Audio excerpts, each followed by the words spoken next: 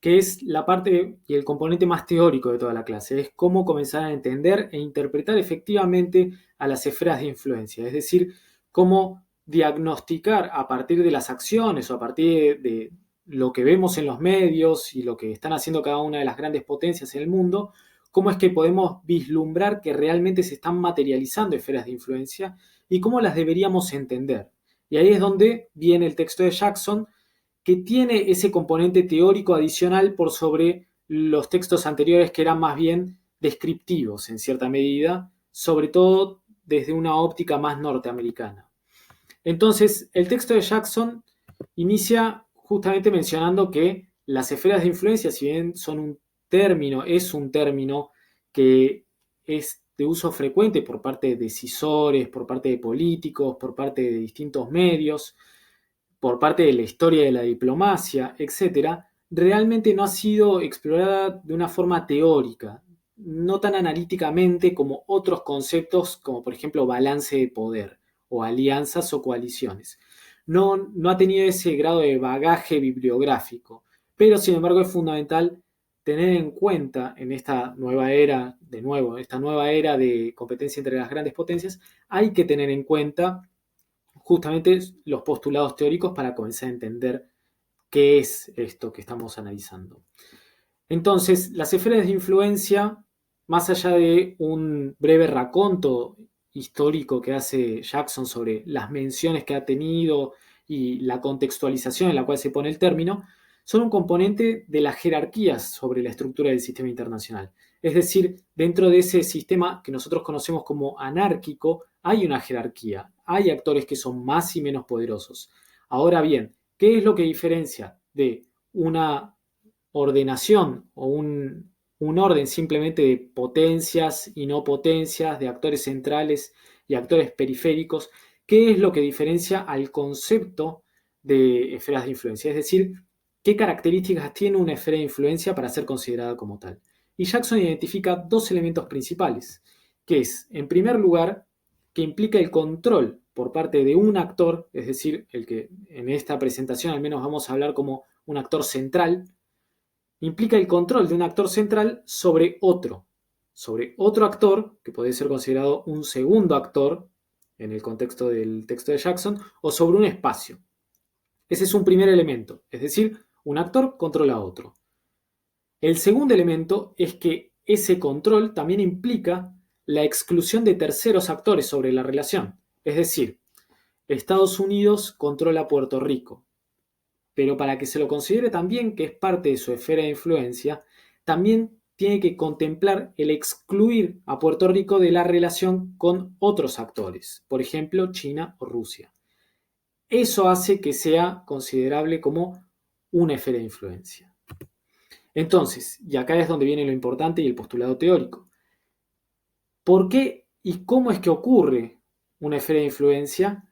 Es lo que nosotros tenemos que dilucidar para ver a ver si realmente tenemos que diagnosticar o no que existe una esfera de influencia. Es decir, cada una de las medidas que nosotros vemos de que está avanzando Rusia en el tablero global o en el tablero europeo, cada una de las acciones que está llevando adelante China, ¿expresan una nueva esfera de influencia o es simplemente algo distinto?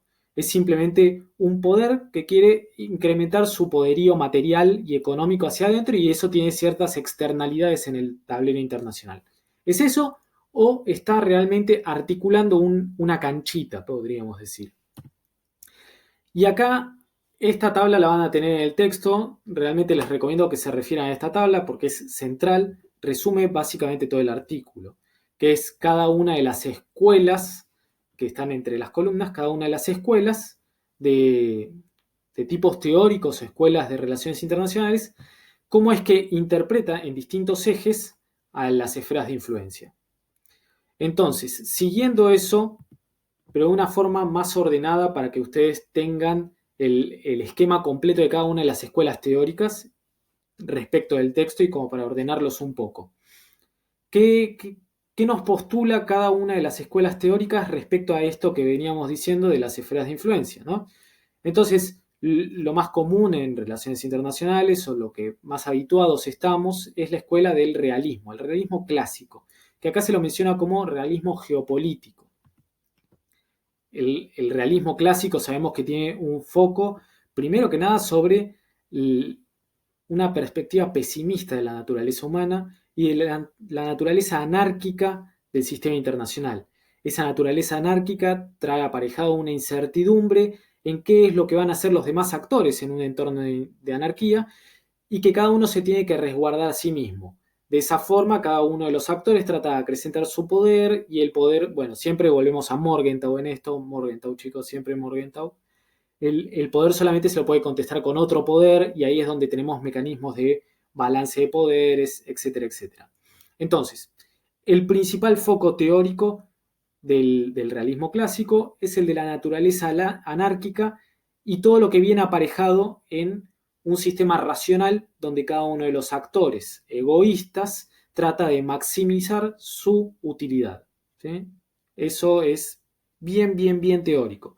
Vamos a bajarlo un poquito más a tierra. Entonces, en esta esfera de influencia que nosotros estamos teorizando, ¿cuáles son las motivaciones de ese primer actor, ese actor central? Y realmente pueden ser dos, principalmente. Una más defensiva y otra más ofensiva, que pueden ser compatibles entre sí, incluso dependiendo de si estamos hablando de un realismo más defensivo o ofensivo. Pero puntualmente, y bajándolo más a tierra, ¿cuál es la motivación que puede tener el actor principal o central para generar una esfera de influencia? Que es tener un espacio de contención, proyectar poder, o simplemente explotar económicamente algún otro territorio para que le sirva a su sustento material, justamente para poderse defender en este contexto anárquico.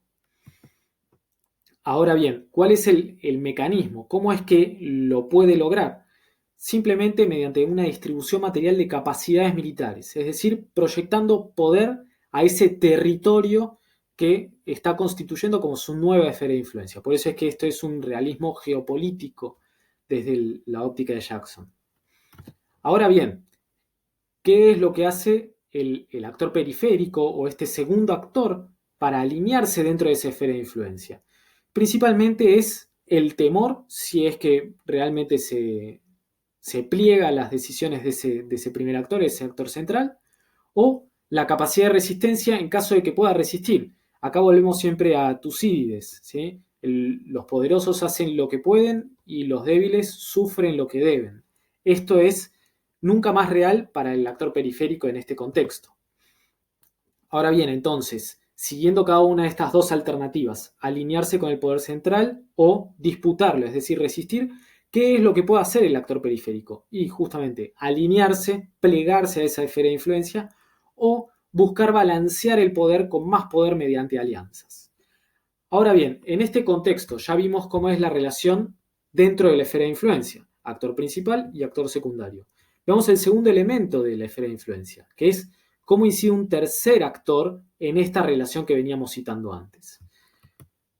¿Qué es lo que puede hacer un tercer actor? Realmente la lógica del realismo es similar para todas las potencias. Este es justamente lo que tiene de único analíticamente y racionalmente el realismo, que cada una de las unidades se las analiza de la misma forma. Todos tienen la misma naturaleza y todos tienen las mismas intenciones, que es la de, dependiendo de qué escuela de realismo, si más defensivo o más ofensivo, la de aumentar su seguridad o aumentar su poder. Pero en este caso, entonces, el tercer actor, ¿qué va a tender a hacer? Y lo mismo que el actor central, tiene que oponer sus propias capacidades materiales para acrecentar su esfera de influencia y de esa forma asegurarse contra ese primer actor, o por el contrario, replegarse a una situación distinta. La segunda escuela es ya más contractualista. Si bien en los postulados teóricos o más bien analíticos, en la forma ontológica que tienen los contractualistas de entender la realidad, son muy similares dentro del racionalismo del realismo. Pero la gran diferencia es que, si bien podríamos decir que el realismo clásico es más hobbesiano, esto es más lockeano. Esto es más de Locke. Entonces, el foco principal, desde una óptica un poco más filosófica, es la capacidad que tienen todos los actores de obtener mayores réditos por justamente hacer compromisos mutuos a partir de acuerdos. Es decir, cada uno sacrifica algo, no lo mismo, ¿sí? No, acá sigue habiendo jerarquía, no es que hay paridad en los acuerdos, no, hay asimetría, hay actores que son más poderosos que otros, pero aún así, en el acuerdo se obtienen réditos mutuos por parte de las dos partes. Ese es el enfoque más filosófico. Ahora, ¿cuáles son las motivaciones del actor central? Realmente el actor central, como un actor poderoso, va a obtener beneficios asimétricos, no necesariamente por las capacidades materiales que pueda proyectar, sino por la autoridad que esas capacidades materiales le brindan. Es una diferencia tenue, pero es muy, muy importante dentro de los postulados teóricos. No es solamente la cantidad de recursos que puede poner para obligar e imponer una esfera de influencia, es la autoridad que proyecta a su esfera de influencia. ¿Y cómo es ese mecanismo entonces? O sea, ¿cómo lleva adelante esta motivación? Mediante compromisos mutuos y una esfera de influencia consensuada, es decir, un contrato, contractualismo. Ahora bien, ¿qué es lo que viene por el lado del actor periférico? ¿Qué es lo que viene? ¿Cuál es la motivación de ese segundo actor para ingresar dentro de esa esfera de influencia? Y antes que la anarquía, más vale hacer ciertos compromisos y estar bajo el ala de un hegemón benevolente, podríamos decir. Es decir, una suerte de imperio por invitación. De esa forma, el contrato es para un rédito mutuo, no es una obligación, no es una imposición. Es el rédito mutuo con ciertos sacrificios, asimétricos definitivamente, pero por preferencia a la anarquía. Entonces, ¿qué es lo que hace este actor periférico? Teniendo en cuenta que no es simplemente una acción puntual el contrato, sino que son distintas iteraciones y distintas acciones donde se van acumulando los réditos, la suscripción de acuerdos va a continuar en la medida en la que el actor central mantenga esa capacidad, esa superioridad y esa autoridad. Ahora bien, eso no es eterno. Y ahí es donde entra la libertad, un cierto margen de acción por parte de este segundo actor, y justamente acá es donde entra el tercer actor. Entonces, ¿qué es lo que pueden hacer terceros actores? Algo muy similar a lo que puede hacer el actor central, el primer actor al que nos referíamos. Acrecentar su propia capacidad material y explotando los acuerdos que pueda hasta que los rendimientos que este tercer actor pueda brindar a otros actores sean mayores a los que brindaba el actor original. Ejemplo, supongamos que el hegemón benevolente Estados Unidos brinda una suerte de plan Marshall, ciertos réditos económicos que obviamente hacen que los distintos actores releguen su seguridad, releguen ciertas decisiones con tal de estar bajo una hegemonía benevolente. Mientras tanto, ¿qué puede hacer un tercer actor, como China? Puede ir acrecentando continuamente sus capacidades materiales hasta que en algún punto los contratos suscriptos entre otros poderes u otros actores o países con Estados Unidos sean menos redituables, o sean menos interesantes o brinden menores rendimientos que un contrato con China. De esta forma es que van pivoteando todos los actores. Obviamente es contractualista esto, tiene un gran componente relacional, pero más que nada racional de cómo son las mediciones mutuas de réditos. No es simplemente una distribución material y una imposición por la fuerza. Ahora bien, después seguimos con el constructivismo, que es totalmente distinto. Totalmente distinto porque ya no es una óptica racional, no es la distribución material sea para imponer o sea para elicitar y acordar cuestiones, disensos, acuerdos y esferas de influencia. No. Desde el constructivismo ya el foco no está en una medición racional de qué es lo que pueden hacer los actores, sino que está puesto en que los estados son actores sociales de la misma forma que los individuos son actores sociales. Entonces, sus prácticas se basan en entendimientos intersubjetivos. Esto que puede sonar un poco etéreo, vamos a ponerlo muy puntual. Yo igualmente estoy casi seguro de que habrán visto constructivismo en alguna otra materia, pero vamos a poner una cuestión, vamos a poner un ejemplo muy puntual. El día que Trump se sacó la foto con el líder norcoreano estrechando las manos en esa foto que circuló por todo el globo, ¿qué cambió ese estrechón de manos? El mundo respiró, hizo un suspiro relajado de que no iba a haber una tercera guerra mundial en la que se iba a hacer eh, uso libre de misiles balísticos nucleares por todo el globo. Ahora, al día siguiente de ese estrechón de manos, ¿cambió algo en las realidades materiales de cada uno de esos actores? ¿El líder Norcorea canceló todo su programa nuclear o fue simplemente un acuerdo? ¿Qué cambió al día siguiente? Bueno, realmente cambiaron percepciones, realmente cambiaron entendimientos. Ahora bien, los entendimientos, las percepciones, las identidades mutuamente construidas, podríamos decir, son tan importantes como las distribuciones materiales dentro del eje constructivista. O sea, lo que la frase de Wendt es: la anarquía es lo que los estados hacen de ella. Es decir, la anarquía nosotros la podemos interpretar racionalmente, pero realmente dentro de la anarquía lo más importante es cómo la interpreta cada uno de los estados. Eso es constructivismo en general. Ahora, constructivismo sobre esferas de influencia. ¿Qué podemos esperar del constructivismo acá? Y principalmente desde el actor central, es decir, desde esta potencia que genera una esfera de influencia, lo que tiene es una identidad común que refuerza esa identidad, que refuerza ese entendimiento sobre otros actores, sobre otros países. De esta forma es un hecho social, es más normativo que instrumental, no es una imposición, es justamente un hecho social, ¿no? Algo que es externo a los actores y coercitivo por definición. Eso es Durkheim básico.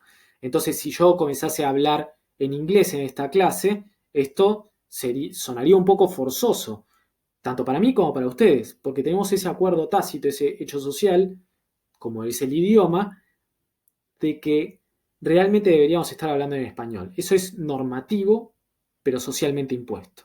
Eso es un hecho social. Ahora, esta identidad común genera, a su vez, que de un país, un actor central sobre otros, y este es el mecanismo está basado en narrativas de solidarización y de paternalismo. Todos tenemos este mismo origen, todos somos iguales en este sentido, en este aspecto, y por ende la narrativa, esa creación de una esfera de influencia, está más basada en una solidarización y paternalismo. Lo podemos ver en la asimilación o más bien en los llamados de solidarización de las etnias rusas o de las minorías rusohablantes con respecto a Rusia en otros países de Europa del Este, por ejemplo. Ahora bien, ¿cuáles son las motivaciones del actor periférico, de este segundo actor? Bueno, pueden ser dos. Puede que sea una afinidad, es decir, realmente hay una identidad común, como si nosotros con Uruguay quisiésemos tener una suerte de identidad rioplatense vinculada al mate y al dulce de leche. O, por el contrario, lo que puede llegar a suceder es una reacción, una resistencia basada en la percepción de que hay una suerte de hegemonía cultural. De una forma u otra, vemos que esto se ve más en el plano de las identidades y no necesariamente en el de los hechos. Por eso es que es tan importante la perspectiva constructivista, sobre todo si uno lo quiere asimilar a veces con el soft power, pero acá ya nos estamos desviando un poco del texto. Entonces, ¿qué es lo que pueden hacer sobre esta relación que puede ser una más de convergencia o una más de divergencia, dependiendo de si la identidad de ambos actores es asimilada entre uno y otro o no? Bueno, realmente el tercer actor lo que puede hacer va a depender desde la óptica del constructivismo de cuán compatible es la identidad de ese tercer actor con la de los otros actores involucrados en esta esfera de influencia. Y acá es donde vemos un poco la narrativa o el argumento de lo que es el choque de civilizaciones de Huntington, ¿no? O sea, el occidente, la identidad occidental, cómo se opone al Islam o a otros tipos de prácticas en el globo. Y finalmente tenemos el